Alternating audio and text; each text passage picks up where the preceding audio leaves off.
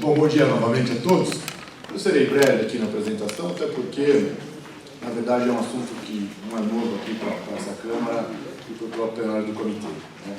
Antes disso, Marcos, vamos fazer um informe, aproveitando o Paulo e o Felipe me complementem aqui, só sobre a gestão do Cantareira, já que estamos em meio à regra operativa, né? Só para dizer para os membros que esse ano nós tivemos um ano com chuvas um pouco acima da média, né? Tem sido um ano um pouco mais, com menos emoções do que nós tivemos no ano passado. Nós utilizamos aproximadamente 37% daquela reserva que a gente tem anualmente, né? 158 hectômetros para usar até dia 30 de novembro, e nós temos aí mais uns 85 dias pela frente até que a gente entregue o bastão da gestão para o DAE, para os órgãos gestores e para a Sabesp, né? Então tem sido um ano que a gente tem cumprido a regra plenamente, né? Claro que o mês de agosto foi um mês típico PCJ, né? Com muitas ocorrências de qualidade, de variações de água no rio, de paralisações de captação, né? Ou seja, lembra que nós somos uma das bacias mais bipolares do Brasil, né? Ou seja, os rios, quando chove, sobe rápido, quando desce, também desce muito rápido. Claro que esse é o desafio de operar na bacia. Então, enquanto gestão do Cantareira, nesse terceiro ciclo, eu diria que estamos sobrevivendo numa boa, e esse ano tem sido um ano menos traumático do ponto de vista das chuvas do que foi o ano passado, e com certeza, com as reservas que nós temos aí até o final do período seco, posso dizer com toda a tranquilidade do mundo que temos água para abastecer o PCJ dentro daquelas metas estabelecidas na outorga, assim como teremos água para também abastecer a região metropolitana de São Paulo, que a Sabesp tem feito um grande trabalho lá também. Então, só como informe aí, um relato bastante breve da gestão do Cantareira em 2019, exatamente. Até porque esse é o nosso princípio, né? A gestão plurianual, né? Ou seja, muita gente fala, pô, vocês não gastam tudo o que vocês têm, porque eu não sei o que vai acontecer no ano que vem, né? Então tem que ter sempre essa visão bastante plurianual, porque São Pedro não tem respeitado muito as regras anuais do calendário. São Pedro não está cumprindo a outorga esperado. Mas enfim, voltando aqui ao tema, dizer o seguinte, né? Só para lembrar aos senhores, que basicamente aqui na bacia nós temos 4 centrais hidrelétricas que interferem diretamente nas cargas, né? 2 no Jaguari, né? Uma operada pela CPFL, próximo lá a Montante de Pedreira, uma outra operada pela Maeg, próxima ali a Jaguariúna, e 2 no Atibaia, uma a montante da captação de Valinhos e Campinas, e a outra, acho que mais conhecida de todos os senhores aí, que é a usina de Americana, que fica no reservatório de Salto Grande, né? Muita gente confunde a usina de Salto Grande, porque a usina de Salto Grande, na verdade, fica ali na Dom Pedro, a montante da captação da Sanasa, e a usina de Americana fica no reservatório de Salto Grande, lá em Americana, e é dela que nós trataremos aqui, né? A proposta que está vindo. Nós tivemos, desde 1940, essa usina, quando foi inaugurada, até 2015, não existia regra operativa alguma, né? A CPFL, de acordo com os despachos que a ONS e a ANEEL mandavam, ela operava aquela usina e, claro, não perguntava para os recursos hídricos o que a gente pensava sobre esse assunto. Para quem tem um pouco mais de tempo, sabe os episódios históricos que nós tivemos aí nesse sentido. Em 2015, ANE e DAE publicaram uma norma tentando regular para o Brasil todo a operação das centrais hidrelétricas, principalmente as pequenas, né? E acho que depois de um processo histórico, o comitê conseguiu, junto com o operador do setor elétrico, pactuar regras operativas para essas usinas, né? Então, fizemos isso no ano passado, e passou esse assunto aqui pela CPFL pelo plenário, pactuamos regra com a Maeg, que opera no Jaguari, e com as 3 usinas da CPFL. Bom, isso tem trazido resultados bastante positivos, né? Jaguariúna, Ambev, eram 2 usuários que tinham muito problema, já faz 2 anos que a gente não tem mais relatos de problemas em Jaguariúna e na Ambev, muito por causa dessa regra operativa, que dá segurança para quem está operando e dá segurança hídrica para os usuários que, em tese, são os impactados diretamente a jusante. E nesse caso da usina lá de Americana, nós temos uma regra pactuária que diz o seguinte: hoje é a regra vigente, onde o comitê opinou, mas o poder outorgante, claro que continua sendo da ANE do DAE, que diz o seguinte: quando estiver entrando no reservatório menos que 20 metros cúbicos por segundo de média diária, ele não pode gerar energia, ele tem que soltar essa água pela comporta de superfície, justamente para não gerar nenhum tipo de variação no rio Piracicaba. Tem logo a jusante ali, a captação da Americana, a Suzano, dos usuários da carga de Piracicaba. Quando a vazão estiver acima de 20 metros cúbicos por segundo, ele continua soltando 20 pela comporta de superfície e aí ele pode turbinar o excedente. Se for 30, ele solta 20, turbina 10, enfim, assim vai.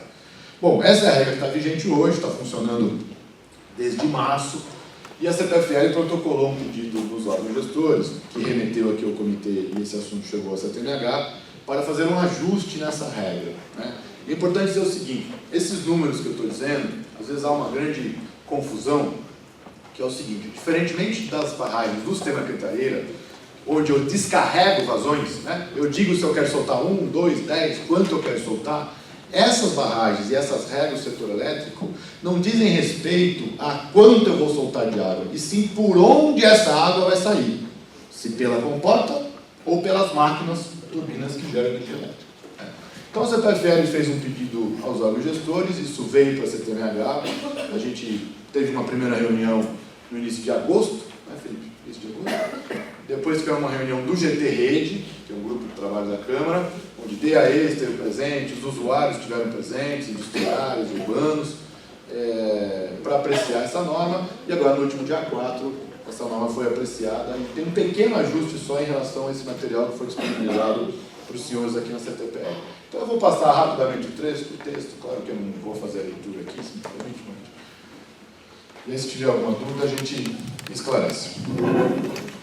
Bom, a outra boa notícia, né? Os usuários do setor elétrico agora fazem parte da Câmara Técnica, né? 2 anos atrás a gente não tinha nem como conversar no setor elétrico, né? Hoje os usuários fazem parte da Câmara, vão em todas as reuniões, então é mais um avanço, acho que, da credibilidade do comitê e principalmente do reconhecimento desse papel do comitê na construção desse pacto, porque regra legal já existia, mas não estava resolvendo o problema. É no pacto do comitê que a gente conseguiu superar esses desafios aí da operação. Bom, esse trecho inicial, na verdade, são considerandos, acho que não vale a pena a gente só está contando história, quando foi a reunião, quem teve presente, etc. Né?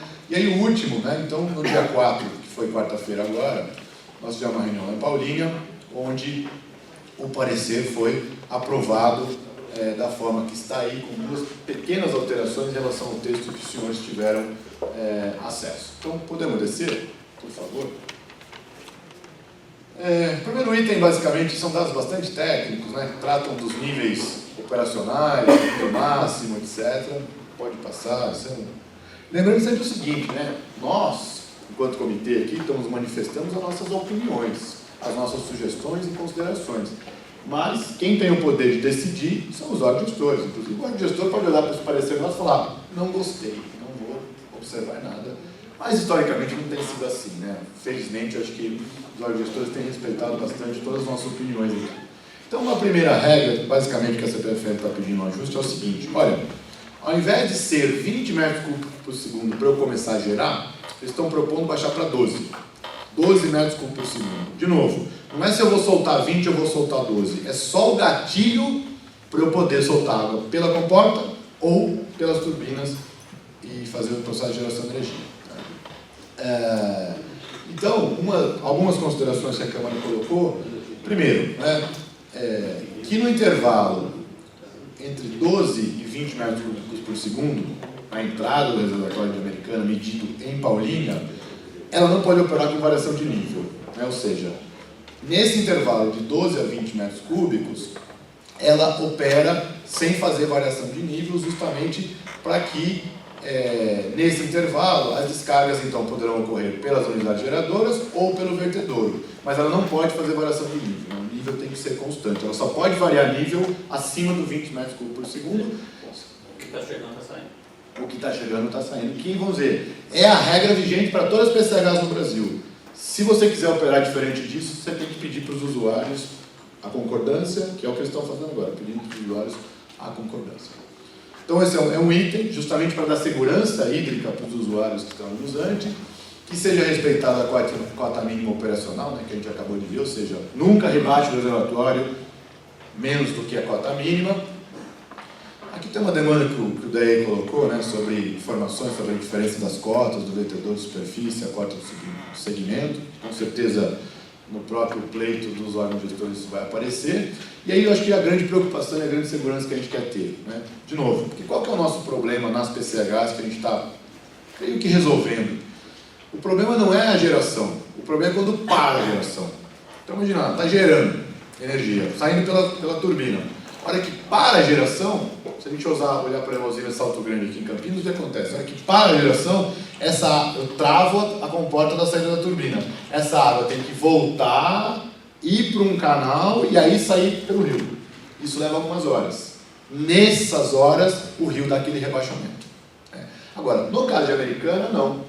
Porque no caso de Americana, a comporta de superfície que faz as descargas e das turbinas, elas são muito próximas, então não existe esse canal. O que só aconteceu algumas vezes no passado é parar a turbina. Por que para a turbina? Porque a ANEEL mandou parar de gerar, porque deu um incêndio na rede, algum problema na rede elétrica de distribuição, automaticamente a turbina sai do sistema nacional, enfim, né? Tem toda uma regra aí do setor elétrico. Muitas vezes o que acontecia? Na hora que parava de gerar, a comporta demorava para abrir.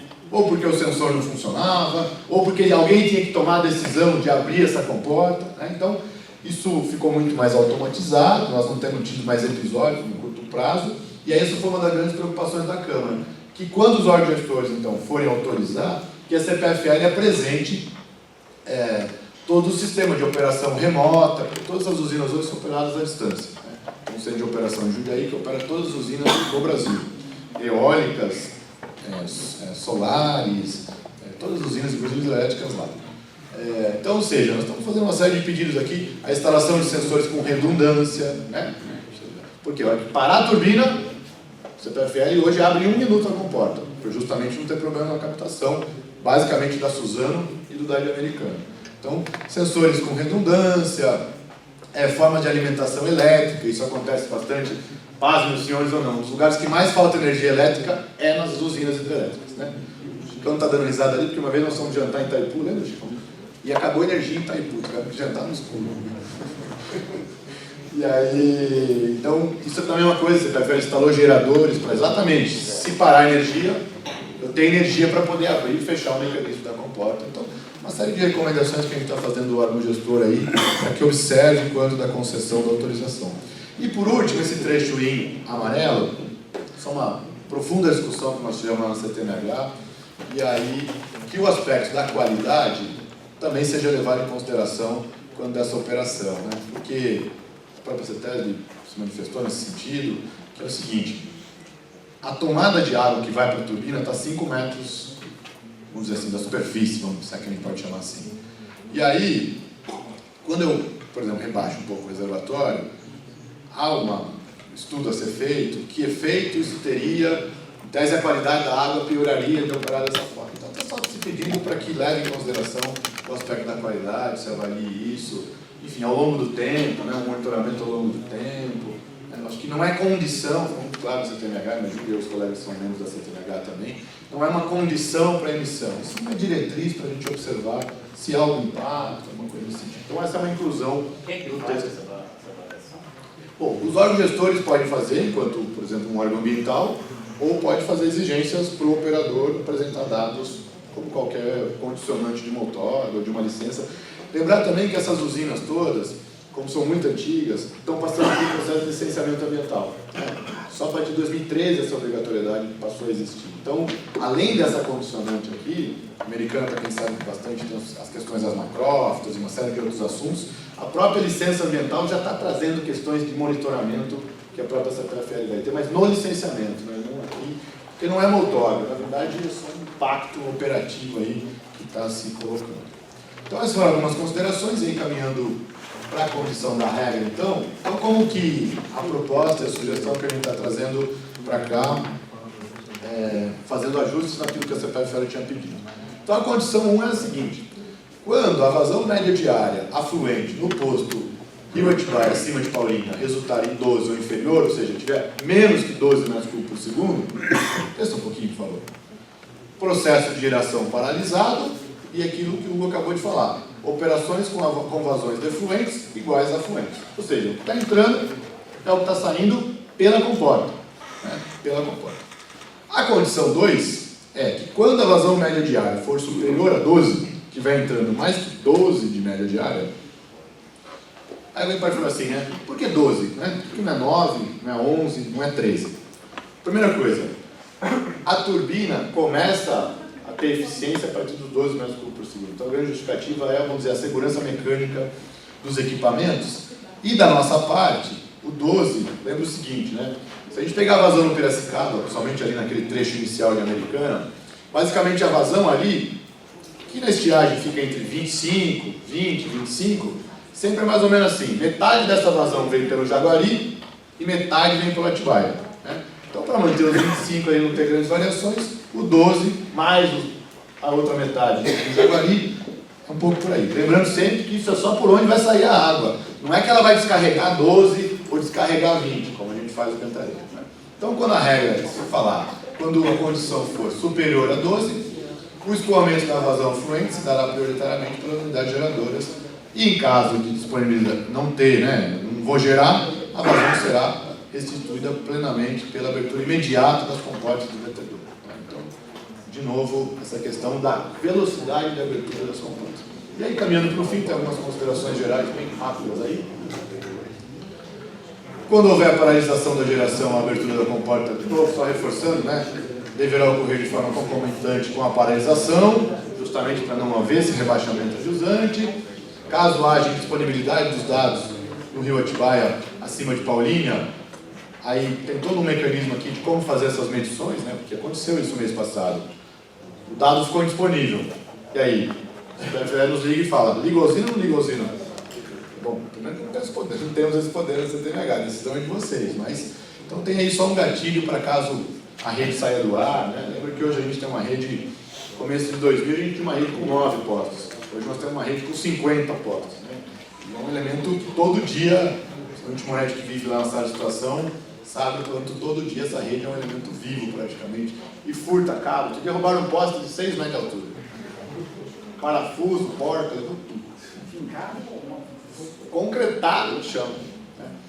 Bateria, então é um festival de furto de bateria. Então a gente tem buscado alternativas e muitas vezes a gente é obrigado até a abrir mão de um ponto ótimo de monitoramento em prol da segurança dos equipamentos. Né? Bom, e por fim, uma última condição aqui é que quando houver depressionamento do reservatório, né, ou seja, operar com esvaziamento do reservatório, que a recomposição desse reservatório não seja maior que 10% da vazão da fluência. Ou seja, se eu baixar o reservatório, imagine que está entrando 15. Se eu baixar o reservatório, eu não posso simplesmente segurar 3. Eu posso só segurar 10% desses 15, para que eu possa encher o reservatório. Para que isso seja devagar, né? Eu encho devagar. A gente fez uma experiência ano passado, até teve uma festa do Divino lá na Rua do Porto. Nós tivemos que dar um pico de vazão para a festa acontecer, lá, senão os barcos não conseguiam navegar. Exatamente. E aí nós demos um pico e fizemos exatamente essa regra. Né? A gente permitiu uma variação de 10%, e aí em 8 dias a gente conseguiu retomar o nível igual do reservatório, não trouxe nenhum prejuízo, nem para a captação de Sumaré, que está um pouquinho a montante no reservatório, nem para a jusante. Então, de maneira geral, é isso. Os outros itens da regra operativa da nossa manifestação que sejam mantidos da mesma forma, que basicamente trata de disponibilidade de dados, fornecimento das informações e os comunicados, né? Toda vez que entrar em operação, ligar a turbina, nos avisar e avisar os usuários da área jusante para eventuais ocorrências. Então, de uma maneira bastante breve, acho que até me alonguei um pouco, esse é o parecer que a CTMH aprovou por unanimidade com essas alterações e que encaminhamos aí para a apreciação dos senhores e que a gente possa fazer os próximos passos. Isso vá para os órgãos gestores, que aí sim nós vamos ter a regra operativa definitiva, que tenho certeza que os órgãos gestores vão adicionar aí questões além dessa manifestação que a gente está fazendo aqui. Então esse é o parecer, Marete, e as discussões que aconteceram. Se o Paulo Felipe tiver algum complemento.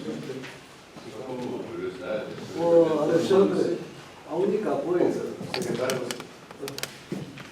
seria só registrar a visita que o Felipe fez. Queria que você até não registra, você está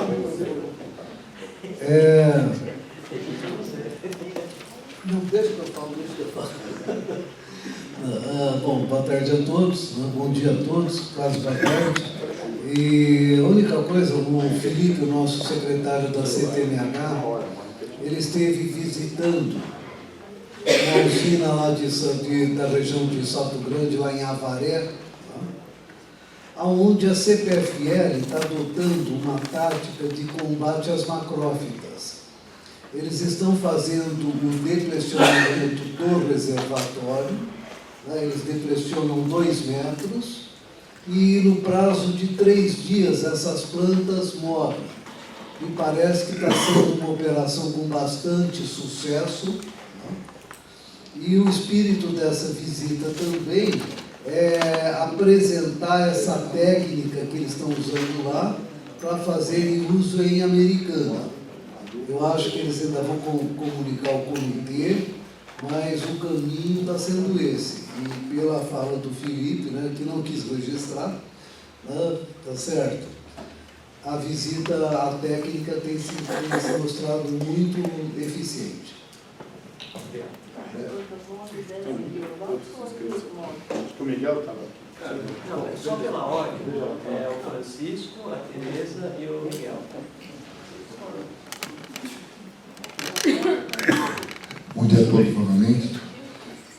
Quando nós falamos desse reservatório, eu acho que a gente tem que fazer uma reflexão. A importância desse reservatório para as bacias PCJ é muito superior ao que possamos imaginar. Foi inspirado nesse reservatório o Dr. Oriel, firmou o táxi com todos os municípios, os 11 municípios acima do reservatório, para tratamento de efluentes. E se hoje nós temos 75% de tratamento de efluentes nas bacias PCJ, devemos a essas ações. Em 92, os municípios, ONGs, passaram a fazer parte da CTMH. Durante todo esse período, as ações eram pactuadas. Tivemos o Moretti por muitos anos coordenando, tivemos outros excelentes coordenadores, mas as pactuações muitas vezes são difíceis. A própria CPFL foi privatizada, depois, mais recentemente, houve transferência da empresa gestora. Então, o que nós temos que relevar, observar e ressaltar: estamos vivendo um excelente momento com a CPFL. A CPFL até respondendo àquela fatídica notícia de que o reservatório da Americana iria romper, né, Moretti? Iria varrer do mapa Piracicaba e Ribeira. Isso pode parecer um prejuízo, não. Foi transformado em ações maravilhosas. Ações operativas, ações de retirada das macrófitas do reservatório. E essa proposta que nós estamos aqui avaliando hoje, e que a CTMH fez uma pequena inserção e aprovou, com certeza ela deve ser aprovada. Ela deve ser aprovada porque hoje nós temos uma regra. Se essa regra, ao longo dos dias, demonstrar que necessita de alguns ajustes, mas nós temos o que ajustar. O duro é quando nós não tínhamos regra nenhuma e tínhamos que construir através de uma pactuação e sujeito a mudanças. Então, eu parabenizo o trabalho Alexandre Vilera, Paulo Tinho, todos os membros da CTMH que têm feito, e o consórcio PCJ se manifesta amplamente favorável à aprovação dessa proposta. E mais, esse reservatório está também mexendo com outro ponto importante dos comitês PCJ nesse momento, que é a aprovação do plano de revisão, a revisão do plano de bacias, né? E lá tem o item que diz que a montante dos reservatórios devemos ter tratamento terciário.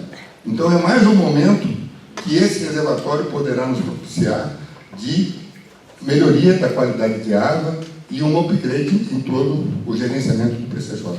Parabéns a todos, aprovamos sim e muito obrigado.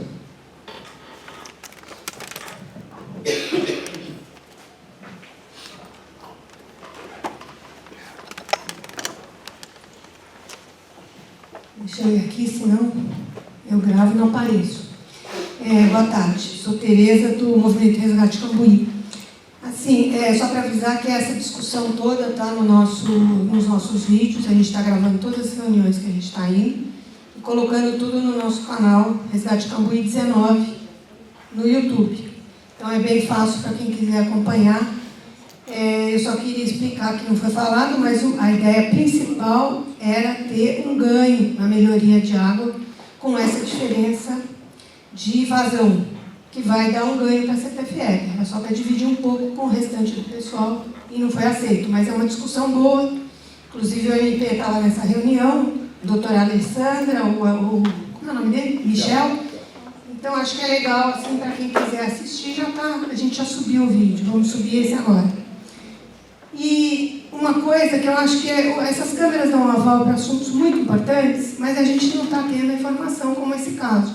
Eu acho que a gente precisa mudar esses prazos, as reuniões serem, a gente receber os documentos corretos na medida que eles forem aprovados nas câmaras, e não aprovar aqui assim na hora.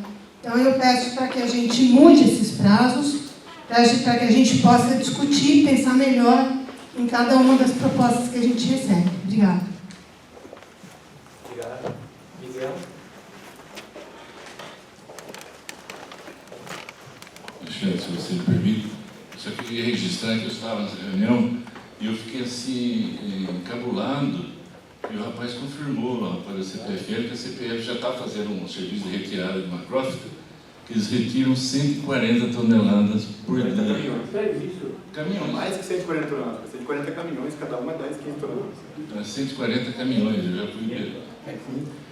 E eles dizem que ele tem um espaço lá de transbordo, que põe ela para desidratar, só que ele não falou o destino depois, inclusive foi levantada a alerta se está licenciada essa operação, né? Mas já garante que, por exemplo, o barco escola já pode até andar. O barco escola não está podendo nem andar, né? Mas pelo que eu vi lá, pela foto do nosso amigo Massal,